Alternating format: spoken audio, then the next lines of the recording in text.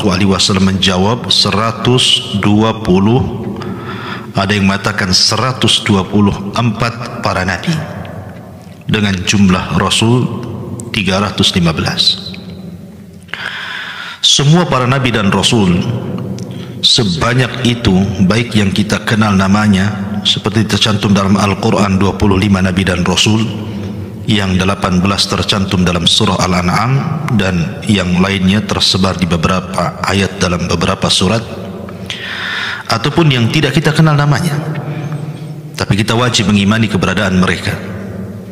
Semua utusan Allah subhanahu wa ta'ala itu mendakwahkan tauhid, dan itu disyaratkan dalam Al-Quranul Karim, walaqad ba'athna fi kulli ummatir rasulan an ya'budullaha wajtanibut taghut.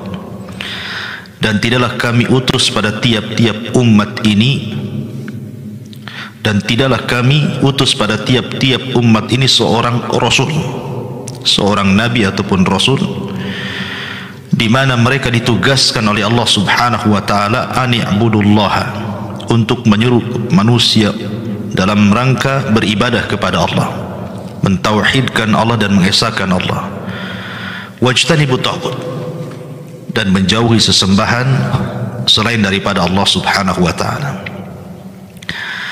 Dan kita tahu bahawa ada seorang nabi dan rasul yang digelari dengan Abu Tauhid, bapaknya tauhid, atau juga dikenal dengan Abul Anbiya, bapaknya para nabi. Dialah Ibrahim Khalilullah alaihi salatu wassalam. Dialah yang menanamkan agama tauhid di Jazirah Arab.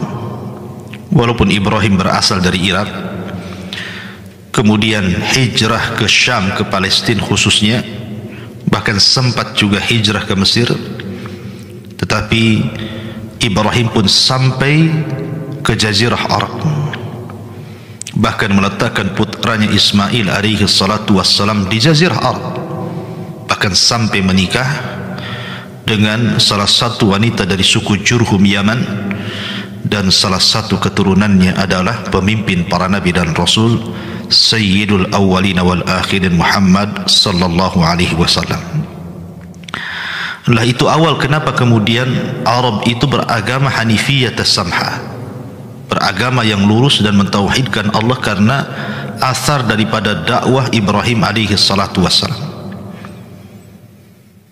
Dan sejarah tentang Ibrahim di negeri Arab ma'ruf, bahkan dialah yang membangun Ka'bah Baitullah Al-Haram, wa idh yarfa'u Ibrahimul qawa'ida wa Ismail. Dan ingatlah ketika Ibrahim membangun bangunan Ka'bah dan juga putranya Ismail, kemudian memerintahkan manusia atas perintah Allah untuk haji ke tempat ini dan mentauhidkan Allah subhanahu wa ta'ala, sehingga ketika itu menyebarlah dakwah tauhid di Jazirah Arab dari zaman ke zaman, dari sejak Ibrahim alaihi salatu wassalam, kemudian wafatnya Ibrahim dilangsungkan oleh Ismail alaihi salatu wassalam, kemudian juga terus tasalsul dakwah tauhid sampai berkembang di Jazirah Arab, sampai pada akhirnya muncul seorang laki-laki yang merubah seluruh tatanan tauhid, seluruh upaya Ibrahim yang sudah mentauhidkan Jazirah Arab. Siapa dia? Dialah Amr ibn Luhai al-Khuzai. Saya ulangi, Amr ibn Luhai al-Khuzai, dari kabilah Khuza'ah. Karena dulu Arab itu dikuasai Jurhum, kemudian Jurhum dikalahkan oleh Khuza'ah, akhirnya kemudian Khuza'ah menguasai negeri Arab. Lah di antara tokoh dari kabilah Khuza'ah adalah Amr ibn Luhai al-Khuzai. Dia dikenal sebagai Sayyidu Makkah, pemimpinnya orang Mekah. Bahkan bukan hanya Sayyidu Makkah, bahkan Sadatun min Sadatil Arab, satu di antara pembesar dari pembesar Arab, sangat disegani, sangat dimuliakan dan dihormati karena akhlaknya, kedermawanannya, kebaikannya, dan juga haibahnya, pamornya yang luar biasa sehingga banyak bangsa Arab itu sangat mengagungkan Amr ibn Luhai al-Khuzai ini. Lah ketika Amr ibn Luhai al-Khuzai ini melakukan safar dari negeri Arab menuju Syam, dan Syam kala itu dikenal sebagai Ardul Anbiya'i wal Mursalin, negerinya para nabi dan rasul, maka Amr ibn Luhai ini berangkat ke Syam.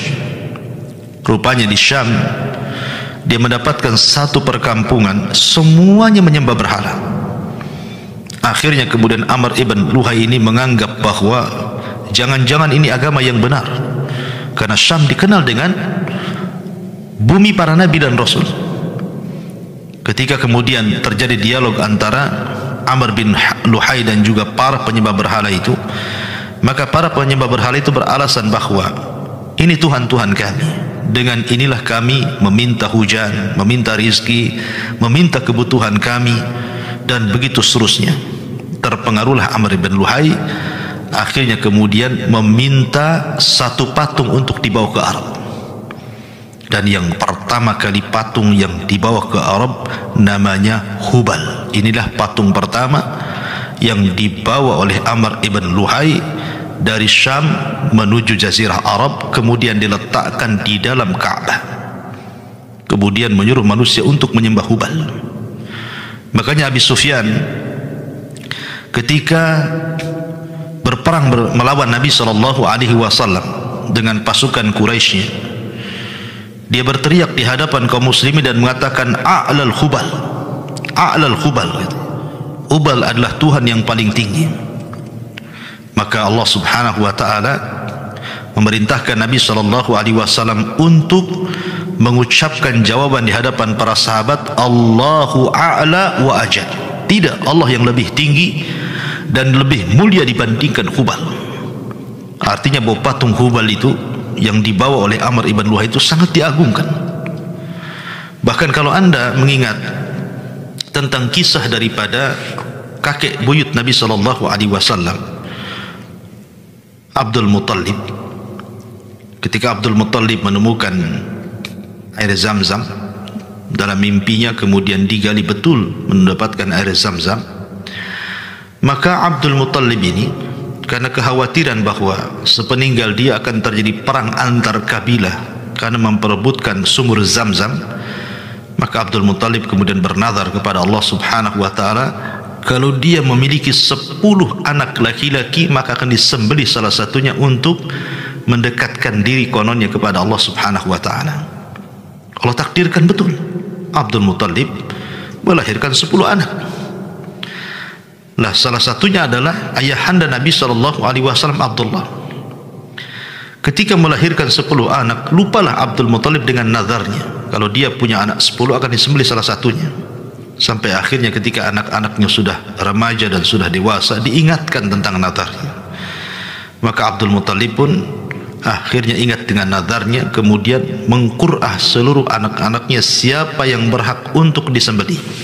Rupanya qur'ahnya itu jatuh kepada ayahanda Nabi SAW Abdullah. Lah karena Abdullah adalah anak Abdul Muttalib yang sangat disukai orang-orang Quraisy dan juga dicintai Abdul Muttalib, maka akhirnya kemudian orang-orang pun melarang untuk menyembelih Abdul Muttalib, karena itu akan menjadi sebuah sunan, sebuah contoh yang buruk nanti kalau ada orang-orang Quraisy yang punya anak laki-laki 10 disembelih, karena dia adalah pemimpin Arab masalahnya. Jangan membuat contoh seperti itu. Maka orang-orang Quraisy meminta sebaiknya datanglah ke Tuhan-Tuhan kita, bertanyalah ke penjaganya, ke dukunnya, ke paranormalnya. Akhirnya kemudian Abdul Muttalib pun datang ke patung Hubal, kemudian mengadukan urusannya, bahwa orang Quraisy telah melarang begini-begini, apa yang harus dilakukannya. Dan kisah ini akhirnya berakhir dengan mendapatkan solusi dari seorang dukun agar kemudian dibuat semacam qur'ah antara menyembelih 10 ekor unta ataukah menyembelih Abdullah. Setiap kemudian terjadi qur'ah, undian yang keluar nama Abdullah, maka akhirnya ditambah lagi 10 ekor unta, tapi keluar lagi Abdullah, ditambah lagi 10 ekor unta, keluar lagi Abdullah, sampai ketika genap 100 ekor unta, barulah Qur'ah kemudian yang keluar unta dan tidak menyembelih Abdullah. Dari sini maka genaplah 100 ekor unta untuk menembus penyembelihan Abdullah. Makanya Nabi SAW disebut anak dari 2 manusia yang akan disembelih. Pertama ayahnya Abdullah, dan yang kedua kakek buyutnya Ismail alaihi salatu wassalam. Ma'asyiral muslimin, kembali ke kisah bagaimana Abdul Muttalib sangat mengagungkan Hubal. Dan begitulah orang-orang Quraisy, karena memang Hubal ini patung pertama yang dibawa oleh Amr ibn Luhai dari Syam, kemudian diletakkan di dalam Ka'bah. Makanya para ulama ketika membahas tentang patung Hubal, mereka mengatakan huwa ahadul ma'budat ladai al-arabi al-qudama qabla al-islam, wa kana sanamun liqabilati Kinanati wa abadathu Quraisyun kadzalika likaunihi min Kinana, wa huwa sanamun ala syakli insanin wa lahu dira'un maqsuratun qamal arab bi ilhaqi dhira'i min dhahabin badala minha wa kana mawjudan dakhil al-Ka'bati. Jadi Hubal itu salah satu sesembahan yang disembah orang Arab terdahulu sebelum Islam, dan dia adalah berhala bagi kabilah Kinana, dan orang-orang Quraisy menyembahnya. Dan Hubal itu patung berbentuk manusia, tetapi salah satu tangannya terputus, tangan kanannya itu terputus. Kemudian Arab menggantikan tangan kanannya dengan tangan dari emas. Kemudian mereka pun menyembahnya. Hampir semua orang-orang Quraisy menyembah Hubal. Ma'asyiral muslimin yang dimuliakan Allah Subhanahu wa taala, lah dari sinilah berkembanglah berhala-berhala di jazirah Arab. Di sana ada berhala yang ma'ruf, namanya Lata, Uzza dan Manat. Sampai-sampai Allah Subhanahu wa taala menyebutkan dalam surah An-Najm, afara'aitumul Lata wal Uzza wa Manat ats-tsalitsata al-ukhra. Bagaimana pendapat kalian tentang Lata, kemudian Uzza, dan yang ketiganya Manat? Jadi inilah patung-patung yang masyhur yang ada di negeri Arab ketika itu. Dimulai daripada Hubal, kemudian di sana ada Lata, ada Uzza, ada Manat. Baik, sedikit saya terangkan tentang berhala-berhala ini. Yang pertama yang sangat masyhur juga diantaranya selain daripada Hubal adalah Lata. Lata ini memiliki 2 qiraah. Ada yang mensukun ta Lat, ada juga yang mentasdid ta Lata. Ya. Tentu dengan 2 qiraah ini akan mempengaruhi arti. Kalau dimaksud Lata menggunakan tasdid, maka Abdullah ibn Abbas radhiyallahu anhuma ketika menjelaskan siapa Lata itu, maka beliau mengatakan bahwa Lata itu dulunya ada seorang laki-laki dari ahlul badiyah. Kemudian dia orang yang sangat dermawan. Jadi yalutus sawi, dia suka membuat adonan roti. Apabila datang musim haji, maka setiap orang yang lewat di jalan dia, maka dia akan berikan makanan itu kepada orang yang datang untuk haji. Dan itulah yang dilakukan orang ini setiap musim haji, sehingga manusia mengenal dan sangat mengagungkannya karena kedermawanannya. Akhirnya kemudian orang-orang pun menyebutnya dengan Lata, karena yalutus sawi, dia suka mengadon roti.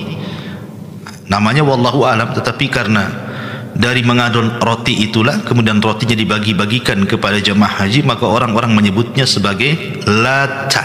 Ya, jadi sejarah Lata itu dulunya orang baik, orang yang sangat dermawan, orang yang suka ngasih makan jemaah haji. Kemudian ketika meninggal dunia, maka dibentuklah berhala yang kemudian orang-orang memanggilnya sebagai Lata.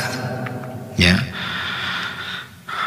Ma'asyiral muslimin yang dimuliakan Allah Subhanahu wa taala, tetapi kemudian patung Lata ini dihancurkan oleh Nabi sallallahu alaihi wasallam dengan mengutus beberapa para sahabat Nabi sallallahu alaihi wasallam ketika terjadi Fathu Makkah. Nanti saya akan jelaskan siapa-siapa sahabat yang diutus menghancurkan berhala-berhala itu.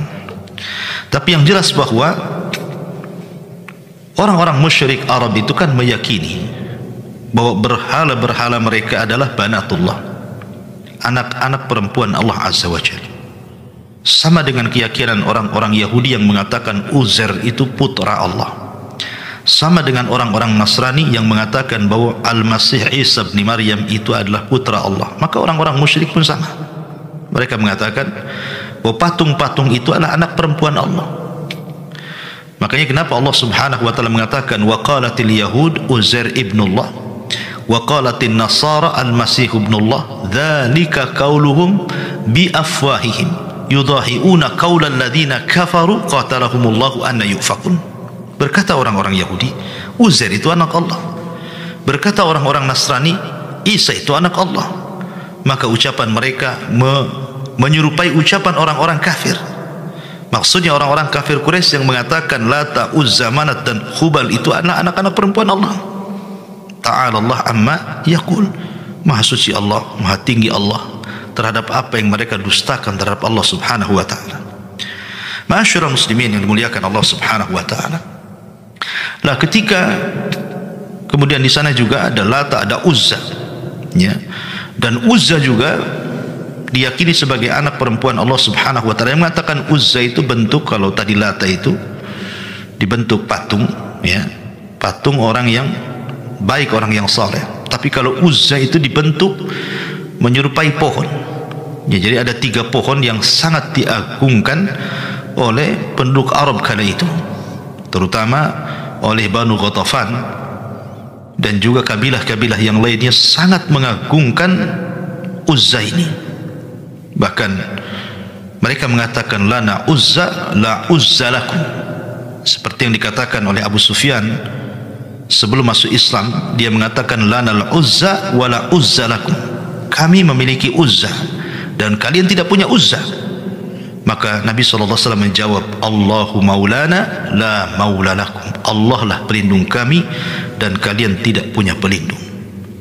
Jadi Uzza juga sangat disembah dan diagungkan oleh orang-orang Quraisy. Mereka datang kepada Uzza ini meminta sesuatu, dan mereka sangat meyakini bahwa yang mendatangkan manfaat dan yang bisa mencegah madarat itu adalah patung Uzza. Dan konon bahwa di balik pohon-pohon berbentuk patung Uzza ini ada nenek-nenek tukang sihir yang biasanya kemudian dia yang suka mengabulkan orang-orang yang datang ke pohon itu. Makanya kenapa orang-orang musyrik Arab sangat terkait hati mereka dengan Uzza ini, sesembahan yang berbentuk pohon itu. Terbukti ketika perang Hunain. Jadi sebagian para sahabat yang hudatsa'u ahdi bi Islam, maksudnya orang yang baru masuk Islam, terlibat dalam perang Hunain. Kemudian Nabi SAW membawa pasukan. Di tengah jalan, para sahabat yang baru masuk Islam ini melintasi satu pohon, yang kemudian pohon itu mengingatkan memori mereka di masa jahiliyah bahwa mereka suka tabarruk, meminta berkah kepada pohon. Akhirnya kemudian mereka datang kepada Rasul dan mengatakan, ij'al lana dhata anwatin kama lahum dhatu anwat. Ya Rasul, jadikan untuk kami gantungan-gantungan pedang, supaya pedang-pedang kami ini sebelum berperang kita letakkan di pohon itu, supaya mendapatkan berkah dan mendapatkan kemenangan. Artinya bahwa mereka teringat dengan Uzza, karena Uzza itu kan patung berbentuk pohon. Ya sama mungkin di zaman kita dulu ada pohon-pohon beringin yang sangat angker. Kalau di desa-desa, saya masih ingat dulu waktu desa-desa itu ada beberapa tempat-tempat pohon beringin itu yang kemudian banyak sesajennya, macam-macam sesajen di situ. Dikasih nasi, dikasih ikan teri, dikasih telur, macam-macam di situ sesajennya itu.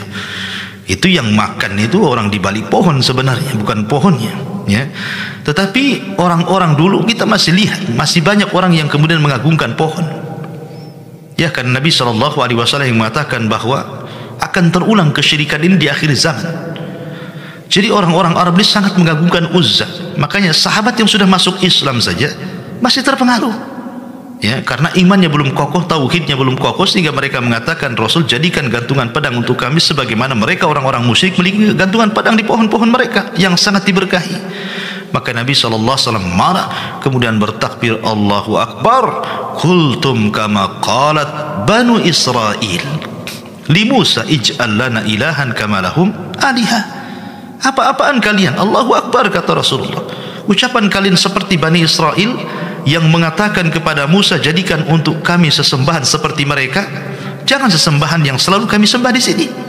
Karena ketika Bani Israel ini diselamatkan oleh Musa dari kejaran Fir'aun dan mereka menyaksikan bagaimana Fir'aun ditenggelamkan di Laut Merah itu, akhirnya kemudian mereka pun selamat. Ketika mereka baru saja diselamatkan, kemudian lewat di sebuah perkampungan, ada orang yang nyembah patung sapi, anak sapi, ya. Jadi ada orang-orang yang menyembah patung anak sapi. Subhanallah, orang-orang yang mengagungkan sapi ini dari dulu sampai hari ini masih ada, terutama di daerah India, ya. Wallahu alam, saya pernah terbaca di sana itu ada sebagian orang itu masih mengagungkan sapi. Alasannya karena sapi itu banyak berjasa kepada kita. Coba bayangkan, ibu kita menyusui 2 tahun, sapi menyusui kita ini bertahun-tahun kan gitu. Bahkan ada yang tidak disusui ibunya, disusui sapi saja dia, ya. Sampai besar pun masih minum susu sapi, sampai dah tua pun masih menyusui susu sapi. Jadi mereka menganggap bahwa sapi lebih mulia dibandingkan ibunya. Ibu kita nyusui 2 tahun saja, sapi bertahun-tahun sampai tua pula dia, ya. Jadi sangat mengagungkan sapi. Nah, Bani Israel juga sama mengagungkan sapi. Akhirnya kemudian ketika ada satu kampung mereka menyembah berhala sapi, mereka mengatakan kepada Musa, ij'al lana ilahan kama lahum alihah. Wahai Musa, jadikanlah sesembahan untuk kami sebagaimana mereka punya sembahan. Jadikan patung sapi untuk kami sebagaimana mereka punya patung sapi. Makanya ketika Samiri menyesatkan Bani Israel ketika Nabi Musa 40 hari mendapatkan mandat Taurat, yang dibuat oleh Samiri apa? Patung anak sapi, ya. Itu pula kemudian Bani Israel tersesat gara-gara patung anak sapinya Samiri. Artinya bahwa sesembahan di Bani Israel itu luar biasa. Makanya kenapa Nabi SAW mengatakan, kalian persis seperti Bani Israel, baru mendapatkan hidayah tauhid, mau sesat pula kalian. Karena mereka kan baru diselamatkan, baru selamat. Tahu-tahu kalian melakukan kesyirikan Allah kepada Allah Subhanahu wa taala. Maka Rasul mengatakan, kultum kama qalat Banu Israel li Musa. Ucapan kalian persis seperti ucapan Bani Israel terhadap Nabi Musa alaihi salatu wassalam, ij'al lana ilahan kama lahum alihah. Artinya bahwa orang-orang Arab yang sudah masuk Islam saja, yang kurang kuat tauhidnya, masih terkenang dengan sesembahan mereka terhadap Uzza, terhadap pohon-pohon yang sangat diagungkan, ya. Ma'asyiral muslimin yang dimuliakan Allah Azza wa Jalla. Kemudian juga di sana ada Manat. Di sana ada Latta, ada Uzza, kemudian ada Manat. Manat pun termasuk sesembahan yang paling lama, lebih lama lagi Manat ini, karena disembah oleh 2 kabilah di Madinah namanya Khazraj dan Aus. Jadi di Mekah juga orang-orang yang berhala, di Madinah juga orang-orang yang berhala sebelum kedatangan Nabi sallallahu alaihi wasallam. Dan yang sangat dikenal di Madinah itu, ya, kala itu Yathrib adalah patung Manat. Manat inilah yang kemudian disembah oleh orang-orang Aus dan Khazraj, yang belakangan kan 2 kabilah ini jadi pelindung Rasul yang disebut dengan Ansar. Tapi sebelum mereka jadi Ansar, jadi orang-orang yang masuk ke dalam Islam, maka orang-orang Khazraj dan Aus di Madinah ini datang kepada patung Lata, mereka menyembelih sembelihan di situ, mereka memberikan hadiah di situ, dan begitu seterusnya. Makanya kalau kita lihat nama-nama orang-orang Arab itu, selalunya mereka membuat nama-nama itu menggunakan nisbat kepada berhala mereka. Contoh saja nama Abu Lahab. Abu Lahab itu namanya Abdul Uzza, ya. Abu Lahab itu kan kunyah, laqab, gelar. Nama aslinya Abdul Uzza, diambil dari patung Uzza. Ada apa namanya, Manat, Abdu Manat, ya. Jadi orang-orang Arab ataupun sesembahan sebelum daripada itu yang jauh lebih lama adalah sesembahan di zaman kaum Nuh, seperti Wad, Yaghus, Ya'uq, Nasr. Makanya ada di Arab itu juga namanya Abdul Wud, diambil dari kata-kata Wad, ya. Jadi dari sini menunjukkan bahwa ada pengaruh-pengaruh. Karena ketika kemudian telah tersebar para penyembah berhala di negeri Arab oleh seorang laki-laki namanya Amr ibn Luhai, jin itu datang kemudian mengilhamkan dalam mimpinya Amr ibn Luhai untuk berangkat ke Jeddah. Berangkatlah Amr bin Luhai ke Jeddah, ya.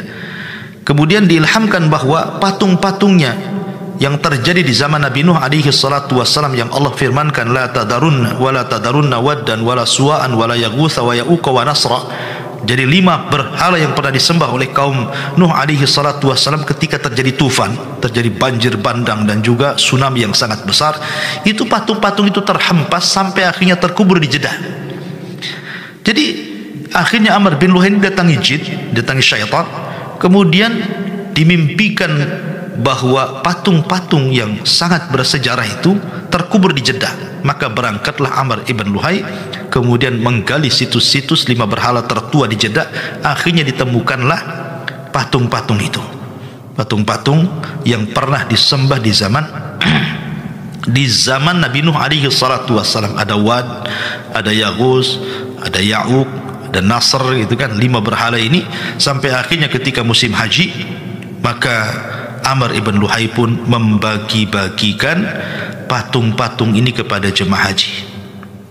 Jadi Amr bin Luhai membagi-bagikan patung-patung kepada jemaah haji. Akhirnya tersebarlah patung-patung itu. Kemudian ada yang mengatakan bahwa Wad dibawa oleh kabilah Kalbin. Kemudian juga Kalbin itu di daerah Syam sana, di Irak. Kemudian Suwa akhirnya dibawa oleh jemaah haji, dibawa pulang, akhirnya kemudian diletakkan di kabilah Hudel, ya, di Ardul Hijaz. Kemudian juga Yaghus akhirnya dibawa oleh kabilah Bani Ghutaid dari kabilah Bani Murad, kemudian diletakkan di Yaman, di negeri Sabah, gitu ya. Kemudian Ya'uq diberikan kepada jemaah haji, kemudian dibawa akhirnya diletakkan di kabilah Hamadan, ya, masih di negeri Yaman, gitu ya. Ya, kemudian juga Nasr dibawa kepada Himyar, masih di negeri Yaman, di negeri Himyar. Artinya dengan kelakuan Amr ibn Luhai ini menyebarkan kesyirikan, berhasil, ya, berhasil karena membagi-bagikan patung itu kepada jemaah haji. Akhirnya tersebarlah kesyirikan bukan hanya di Mekah, di Madinah, sampai ke negeri Arab, ke negeri Yaman. Maka berhasillah dia menyesatkan seluruh bangsa Arab. Makanya kenapa Nabi SAW bersabda tentang Amr ibn Luhai ini, ra'aitu Amr ibn Luhair yajurru qusbahu fin nari kana awwala man sayyaba sawaid. Apa kata Rasulullah? Aku melihat Amr ibn Luhai al-Khuzai terburai ususnya di neraka, karena dialah orang yang pertama kali menghitamkan ajaran tauhid. Dalam riwayat, awal man ghayyara dina Ibrahim, orang yang pertama kali merubah agama Ibrahim adalah Amr ibn Luhai. Yang tadinya Arab itu beragama tauhid Hanifiyah, lurus mentauhidkan Allah Azza wa Jal, tiba-tiba dirubah secara total oleh Amr ibn Luhai, sehingga tidak ada di negeri Arab kecuali mereka menjadi para penyembah berhala. Patung berserakan di mana-mana, sampai-sampai ketika Khalid ibn Walid diutus untuk menghancurkan patung di sekitar Ka'bah saja, jumlahnya 350 patung lebih itu yang bertengger di sekitar Ka'bah.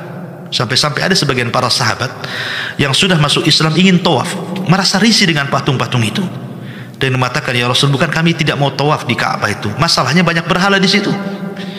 Akhirnya kemudian Allah turunkan, wala junaha alaikum an yatawafa bihima, tidak mengapa engkau tawaf di situ, tapi jangan tawaf kepada berhala, tapi tawaflah kepada Allah Subhanahu wa taala. Intinya bahwa menyebarnya kesyirikan, penyembahan berhala itu dilakukan yang pertama kali oleh Amr ibn Amir ibn Luhai al-Khuzai. Dialah tokoh sentral yang merubah agama Ibrahim di Jazirah Arab. Akhirnya ketika Amr ibn Luhai meninggal dunia, kemudian dakwah kesyirikannya berhasil menyebar di Jazirah Arab, sampailah datang Nabi kita yang mulia alaihi salatu wassalam. Sampai datang Nabi sallallahu alaihi wasallam. Bayangkan Nabi sallallahu alaihi wasallam datang dalam kondisi Arab itu gelap, menyembah berhala. Rasul hendak mengeluarkan manusia dari kegelapan menuju cahaya, yukhrijuhum minadh-dhulumati ilan nur. Itu bukan perkara mudah seperti membalik telapak tangan. Merubah sebuah kaum yang hampir secara mayoritas itu mereka sudah meninggalkan agama Ibrahim. Mereka sudah beralih kepada menyembah berhala. Sehingga Nabi SAW harus berhadapan dengan manusia-manusia yang mereka dikuasai iblis dan syaitan. Makanya wajar dalam dakwahnya Rasul itu ditantang habis-habisan, ya, diintimidasi, bahkan diancam akan dilakukan pembunuhan, begitu seterusnya, ya. Tapi dengan wahyu yang Allah Subhanahu wa taala anugerahkan dan mukjizat yang Allah berikan kepada Nabi SAW dan kesabaran dalam berdakwah, maka lambat laun akhirnya Nabi SAW berhasil menyebarkan dakwah tauhid secara pelan-pelan. Dan berhasil selama 23 tahun Rasul berdakwah. Akhirnya negeri yang tadinya penuh dengan kesyirikan beralih dengan menjadi negeri yang penuh dengan tauhid, mengesahkan Allah Azza wa Jalla. Makanya ketika terjadi Fathu Mekah, maka Nabi SAW akhirnya mengutus Khalid ibn Walid untuk menghancurkan patung Uzza. Yang selama ini Uzza diagungkan orang-orang Quraisy, dihancurkan di tangan Khalid ibn Walid. Kemudian juga Nabi SAW mengutus Sa'ad ibn Zaid, ya, untuk menghancurkan patung Manat, patung yang disembah oleh orang-orang Khazraj dan Aus dan juga orang-orang Madinah secara umum, dihancurkan oleh Sa'ad ibn Zaid. Dan juga Nabi SAW mengutus Amr ibn As untuk menghancurkan patung Suwa dan juga mengutus banyak para sahabat.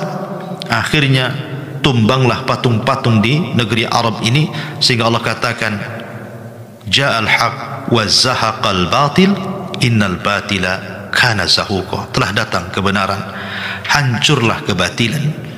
Artinya bahwa dengan kedatangan Nabi SAW membawa cahaya tauhid dan padamlah cahaya kesyirikan, sehingga lambat laun mulai dari Madinah, kemudian Mekah, kemudian menyebar ke Yaman, sampai akhirnya di zaman Khulafaur Rasyidin sampai ke Syam, sampai ke Afrika, sampai ke belahan dunia. Akhirnya tauhid pun menyebar dan sesembahan berhala semakin padam, semakin padam.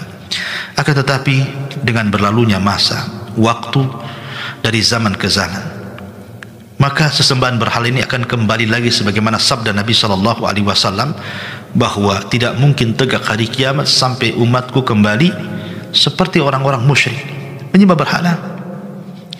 Padahal secara logika, kalau seandainya seseorang itu berpikir kepada orang yang menyembah berhala itu tidak mungkin mendatangkan manfaat dan madarat. Saya contohkan, walaupun cerita ini lemah, ya, sekali lagi jangan dijadikan sandaran cerita ini, karena cerita ini sudah terlampau menyebar di masyarakat, tetapi secara sanad ini lemah. Tapi karena masyhur ceritanya dari Umar bin Khattab radhiyallahu anhu. Jadi Umar bin Khattab suatu ketika mengadakan safar, kemudian lupa untuk membawa berhalanya, karena orang-orang Arab itu suka membawa berhala. Bahkan saat peperangan pun mereka membawa berhala. Contohnya ketika perang Badar umpamanya, atau perang-perang yang lainnya, Abu Sufyan itu membawa Uzza, ya, Uzza dibawa. Makanya kemudian Abu Sufyan lantang ketika dalam peperangan, lanal Uzza la Uzza lakum, kami punya Uzza, kalian tidak punya Uzza. Jadi mereka kemana-mana berhala, karena mereka meyakini dengan berhala itu akan mendapatkan kemenangan, ya. Jadi dan berhala mereka macam-macam, mulai dari yang besar sekali, kemudian yang besar saja, kemudian yang sedang, yang kecil, sampai yang kecil nonet bahasa kitanya, ya. Itu juga dibawa gitu berhala itu untuk safar. Sampai Umar bin Khattab radhiyallahu anhu akhirnya lupa tidak membawa berhalanya untuk melakukan safar. Ketika dia sudah rindu untuk menyembah berhala, rupanya dilihatnya lupa dia tidak membawa berhala. Akhirnya Umar pun bingung, kalau mau pulang terlalu jauh gitu, ya, mau lanjut pun enggak enak karena enggak bawa Tuhan. Akhirnya kemudian dia membuat berhala dari sawit. Jadi kurma yang dihancurkan, kemudian dibuat roti, dibuat adonan, kemudian akhirnya dikepal-kepal jadilah sebuah berhala. Maka Umar pun menyembahnya. Tapi Allah takdirkan Umar lapar. Ketika dia melihat makanan sudah habis dibuat berhala, dia bingung, kalau seandainya saya makan Tuhan ini, tentu apa kata orang Umar makan Tuhan. Tapi kalau saya tidak makan, saya tidak mungkin, karena saya akan lapar. Tapi akhirnya Umar pun sedikit demi sedikit mengambil tangannya, mengambil kakinya, mengambil badannya, terakhir mengambil kepalanya, maka habislah Tuhan Umar dimakan Umar. Lah, Umar ketika kemudian mendapatkan hidayah Allah Azza wa Jalla, dia selalu tertawa kalau terkadang cerita ini, nggak masuk di akal, masa Tuhan dimakan. Ya. Atau kisah yang sahih kalau tadi kisah yang lemah ya, tapi ada kisah yang sahih dari Mu'adz bin Jamuh. Jadi ada sahabat namanya Amr ibn Jamuh. Amr ibn Jamuh ini ketika datang utusan Nabi SAW, Mus'ab ibn Umair, untuk berdakwah di kota Yathrib, banyak orang yang masuk Islam. Salah satunya putra-putranya Amr ibn Jamuh itu masuk Islam. Ya, dia tanya Mu'adz ibn Jamuh karena berkawan dengan Mu'adz bin Jabal. Lah, tetapi ayahnya belum masuk Islam, Amr bin Jamuh ini. Lah, Amr bin Jamuh ini punya berhala yang sangat besar, diletakkan di kamarnya dan selalu dibersihkannya, selalu dimuliakan, dihargai dan begitu seterusnya. Jadi ketika Amr bin Jamuh ini keluar, putranya namanya Mu'adz bin Jamuh ini sudah berusaha untuk mendakwahkan bapaknya, tapi juga tidak kunjung mendapatkan hidayah Islam. Akhirnya dia bersiasat, diambilnya patung bapaknya dari kamar itu, kemudian dibawa ke belakang, disungsapkan kepalanya, dibawa kakinya di atas, diletakkan di tempat pembuangan kotoran. Ketika ayahnya datang, kemudian masuk ke kamarnya dan hendak menyembahnya, kaget karena patungnya hilang, Tuhannya hilang. Akhirnya kemudian dicari-cari, rupanya Tuhannya ada di belakang rumah sedang nyungsep kepala di bawah, kaki di atas. Maka dia pun marah, kemudian diambilnya patung ini, dibersihkan lagi, dikasih wangi-wangian lagi, kemudian diletakkan lagi di kamarnya, kemudian disembah lagi. Besoknya dilakukan hal yang sama oleh Mu'adz bin Jamuh. Diambil lagi, dimasukkan lagi ke dalam kotoran, kemudian dibersihkan lagi, sampai akhirnya emosi bapaknya dan mengatakan, kalau engkau Tuhan, kau bisa menjaga dirimu, kenapa aku pula yang menjagamu? Akhirnya dia ikatkan pedang di tangannya dan mengatakan, hei Tuhan, kalau seandainya engkau Tuhan, siapapun yang menjagamu, maka tebaslah dengan pedang ini. Akhirnya kemudian diikatkan pedang di tangan berhala itu. Tapi yang namanya berhala, bergerak pun tidak, bicara pun tidak, mendengar, melihat pun tidak. Maka oleh anaknya malah kemudian diambil lagi, kemudian dibuang lagi di belakang rumah. Yang lebih parah lagi, diikatkan bangkai di badan patung itu. Setelah kemudian Amr ibn Jamuh mengetahui bahwa berhalanya tidak bisa apapun, bahkan dihinakan dengan cara diletakkan bangkai di badannya, pun dia tidak bisa bergerak, tidak bisa menolong dirinya, tidak bisa melindungi dirinya, bagaimana akan melindungi orang lain? Dari situ dia sadar bahwa berhala itu tidak mendatangkan manfaat dan juga tidak mencegah madarat. Dari situ hidayah masuk ke hati Amr ibn Jamuh, akhirnya dapat hidayah Islam. Ya. Jadi dari kisah-kisah ini sebenarnya kita bisa melihat bahwa berhala itu tidak mendatangkan apapun kecuali kemadaratan, karena di balik berhala itu ada syaitan, ada jin. Makanya Allah mengatakan dalam suratul jin, wa inna minal dan dari kalangan manusia itu ada yang ya'udzuna birijalin minal jinni, wa inna rijalan minal insi ya'udzuna birijalin minal jinni fazaduhum rahaqa. Dan ada orang-orang dari kalangan manusia meminta perlindungan kepada jin, dan jin itu menambahkan kepada kekufuran. Jadi di belakang berhala itu syaitan yang hendak menyesatkan anak Adam supaya menjadi para penyembah berhala. Oleh karena itulah maka hindari kesyirikan. Jangan percaya kepada berhala, jangan datang ke dukun-dukun, jangan datang ke paranormal, yakin dengan tangkal dan jimat, itu semua dusta. Kita ini punya Allah Subhanahu wa taala, maka mintalah sesuatu kepada Allah. Idza sa'alta fas'alillaha wa idza sta'anta fasta'in billah. Kalau minta kepada Allah, kalau minta pertolongan, mintalah pertolongan kepada Allah Subhanahu wa taala. Wallahu a'lam bishawab.